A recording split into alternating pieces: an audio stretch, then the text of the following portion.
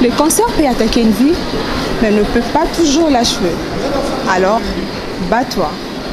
Oumfazi Moissi est votre magazine qui met en lumière les femmes dans toutes leurs expressions sociales. Kessia Onga la présentation. Aujourd'hui, nous sommes au FEV Congo Tel. Dans ces beaux cadres, la Fondation Kayote Kabika lance officiellement la campagne de sensibilisation et de dépistage de cancer du sein et du col de l'utérus. À cette même occasion, sera lancée une récolte de fonds.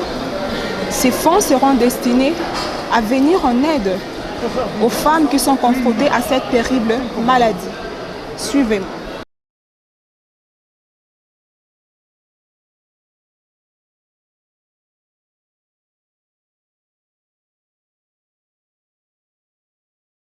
Sans bien vouloir s'élever,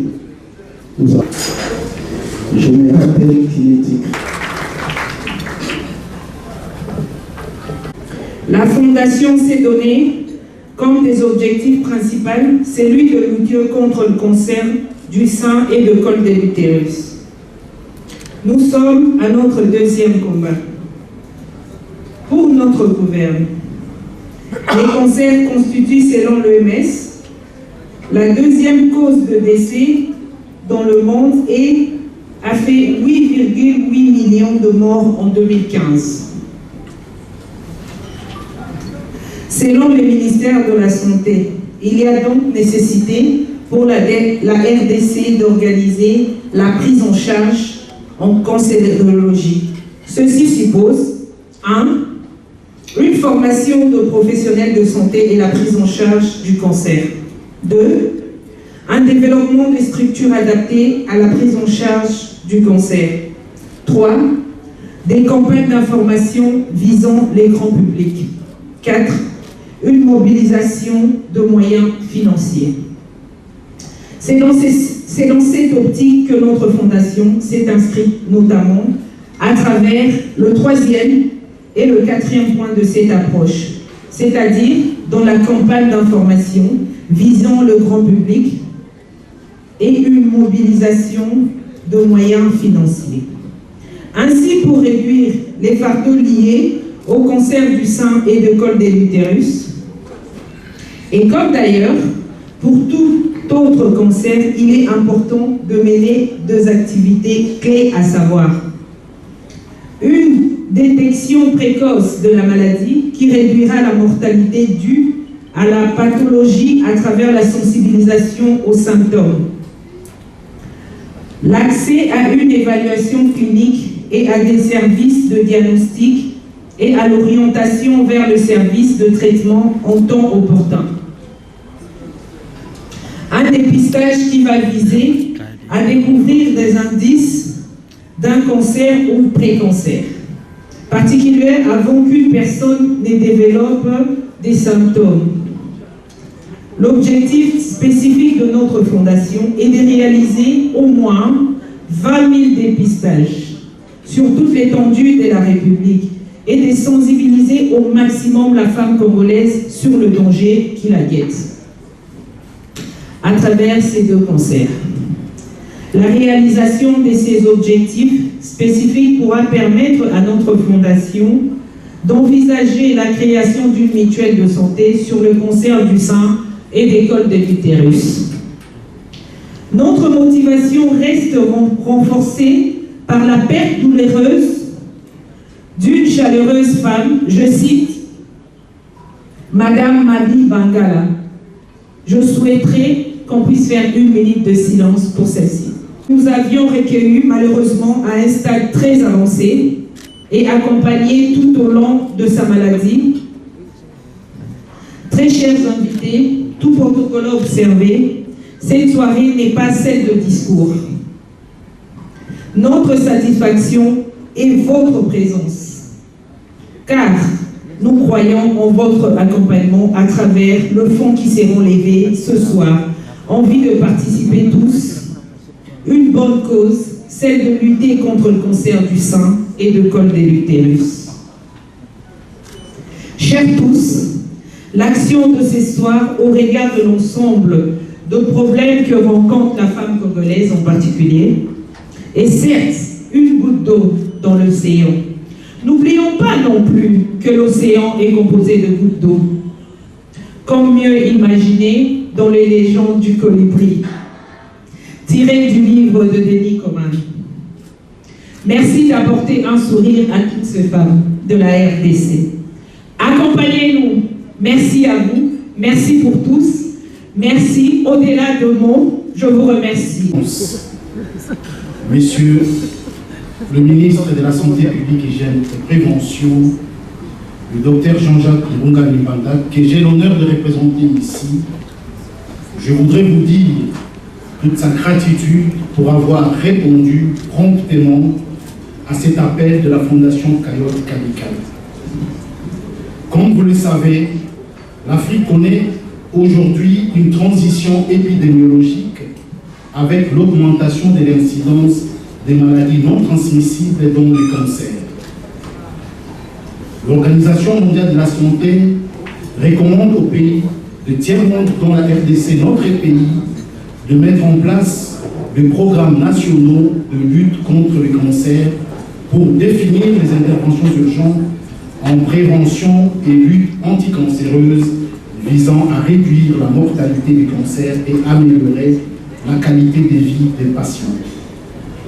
Le mois d'octobre est dédié à la sensibilisation pour la prévention et le dépistage du cancer des seins, ainsi que pour la récolte des fonds destinés à soutenir des actions de lutte contre ces types de cancers dans le monde.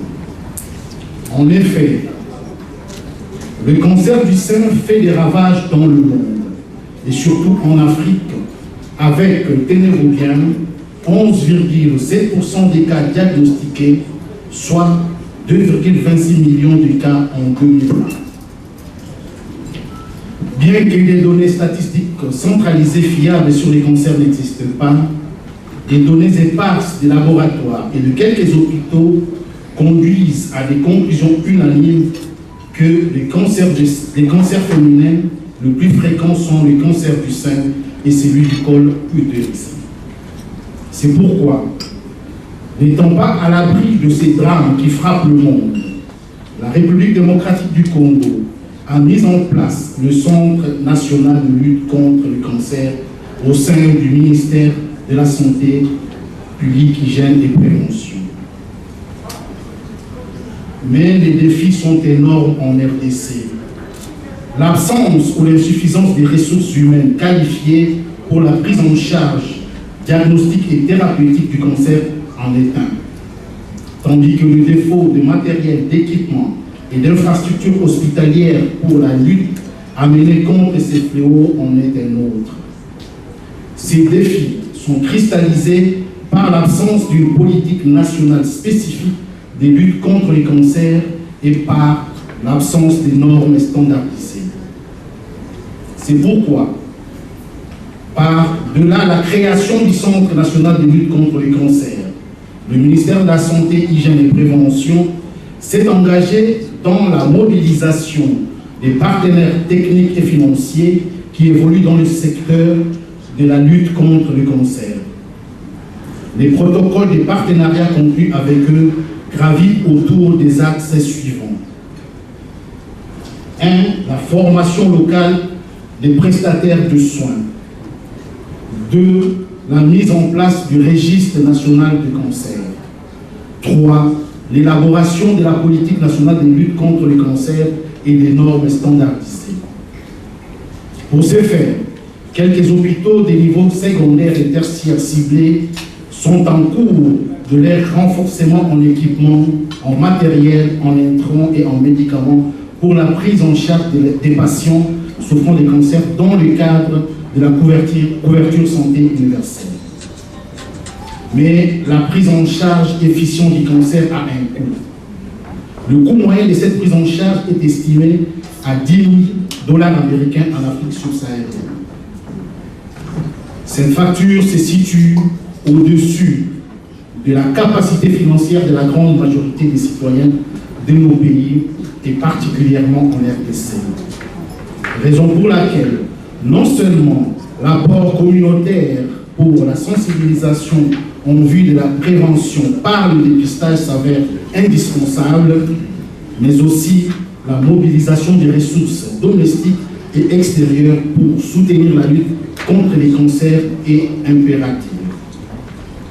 Mesdames et messieurs, c'est ici le lieu de féliciter et encourager la Fondation Kabika, FKK, cette ASBEL qui, à l'origine, avait pour but d'appuyer les organisations féminines de base dans le cadre de l'autonomisation de la femme, mais qui progressivement, au fil des années, a élargi son activité et s'est fixé un autre objectif, à savoir la lutte contre les cancers du sein et du col utérin.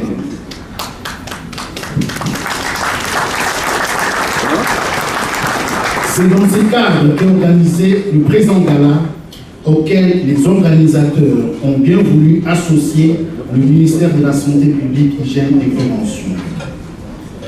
Par ailleurs, il nous faut noter que dans le contexte de la pandémie de Covid-19, les personnes atteintes du cancer sont une catégorie à haut risque. Ainsi, voudrions-nous insister sur la stricte observance des gestes barrières et la vaccination comme priorité pour les personnes atteintes de cancer dans nos populations. Enfin, c'est un devoir pour tous, acteurs publics et privés, de soutenir et d'appuyer les initiatives comme celle prise par la Fondation Kayote Matuka. Vive la République démocratique du Congo, vive le ministère de la Santé publique, Hygiène et Prévention, vive la Fondation Kayote Kabika. Je vous remercie. De militer pour cette bonne cause à travers une femme, une maman.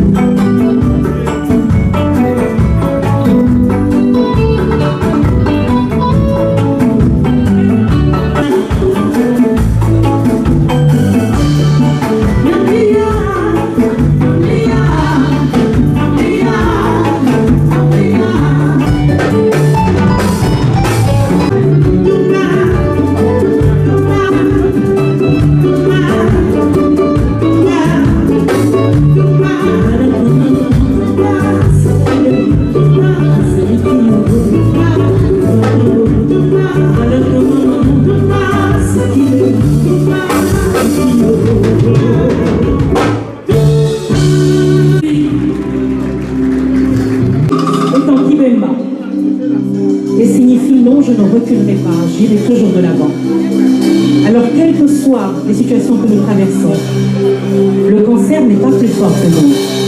Nous devons continuer à nous battre et à croire en l'avenir.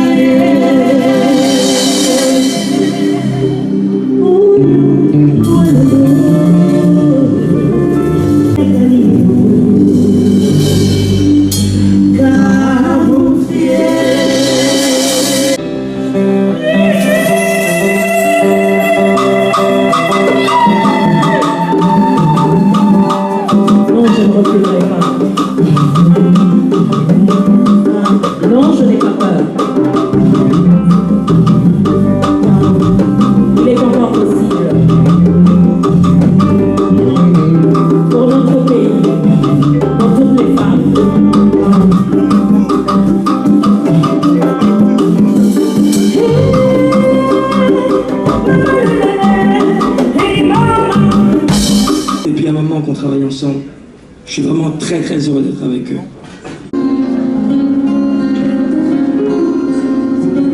Vous avez la guitare en face? Vous entendez la guitare?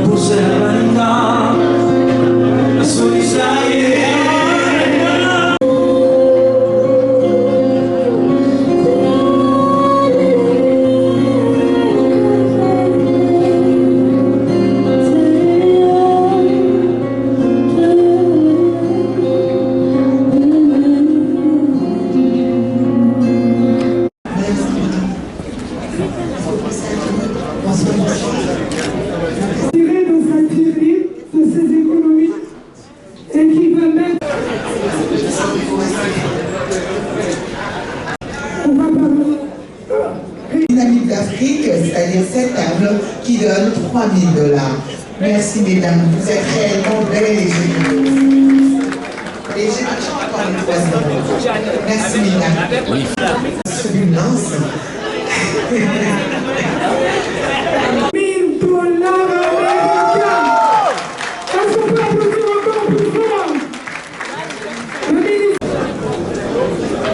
ICAC récolte. Mais ma chérie, t'es pas obligée de faire 3 0, tu sais, t'as moyen. Et moyen. C'est pas, c'est une belle. Je peux mettre les zéros et le chiffre. Qui met 5 000 $. Comme il a 3 0. Merci, est-ce qu'on peut applaudir? Ça va, mais attends un peu.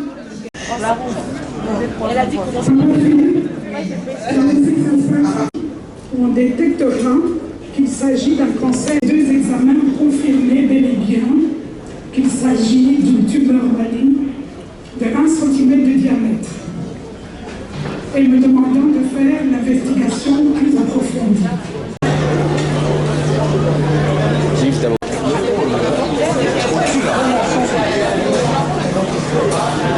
Mesdames et messieurs, c'était le lancement officiel de campagne nationale de sensibilisation et de dépistage de cancer du sein et du col de l'utérus. À cette même occasion, la Fondation Coyote Kabika a également procédé à une récolte de fonds avec objectif de dépister au moins 20 000 femmes.